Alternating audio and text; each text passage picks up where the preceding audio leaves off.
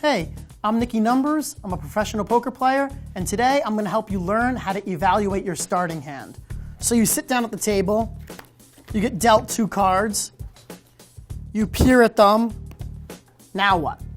Now you have a decision to make. So let's look at a few examples.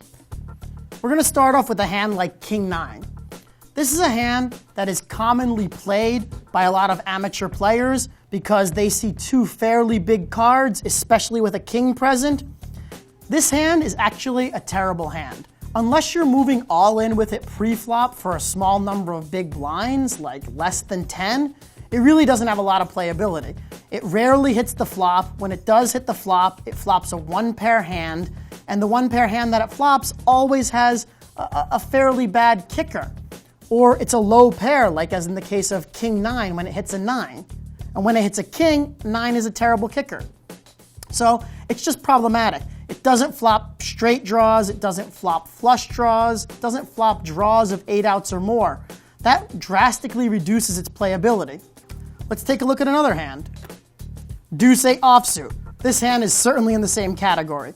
Deuce offsuit is in the same category of King 9 because the category is starting hands that do not contain an ace but have 1 gap or more. So like Deuce 4 offsuit, King 9 offsuit, 10 Deuce offsuit, 8 Deuce.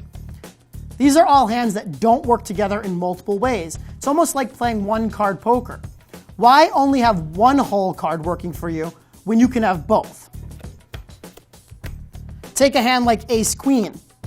This is a very strong hand because it regularly flops top pair. The larger each of your cards, the greater the chances of flopping top pair. Ace King, for example, flops top pair 30% of the time.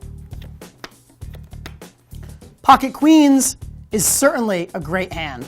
Pocket Queens is in the big pair category, which I would classify as pocket 10s or greater, so 10s, jacks, queens, kings, or aces.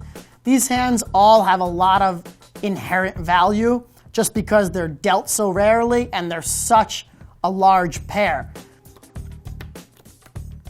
7-6 suited is a great example of a suited connector. Suited connectors, suited 1-gappers like 7-5, and suited 2-gappers like 7-4 all have a lot of post-flop playability because they flop straight draws, they flop flush draws, as well as sometimes flopping strong made hands.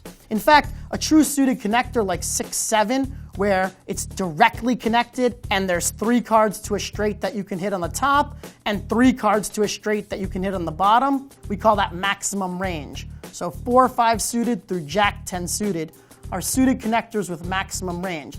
Those hands hit the flop to make 2-pair or better or a draw of 8 outs or more over a quarter of the time. And no matter what, remember that cards that are offsuit and contain multiple gaps without an ace are trash hands. You want to avoid playing them unless you're just making a pure move, meaning that you're bluffing at the pot pre-flop or you're planning to bluff it at post-flop, because that's the only way these hands have value.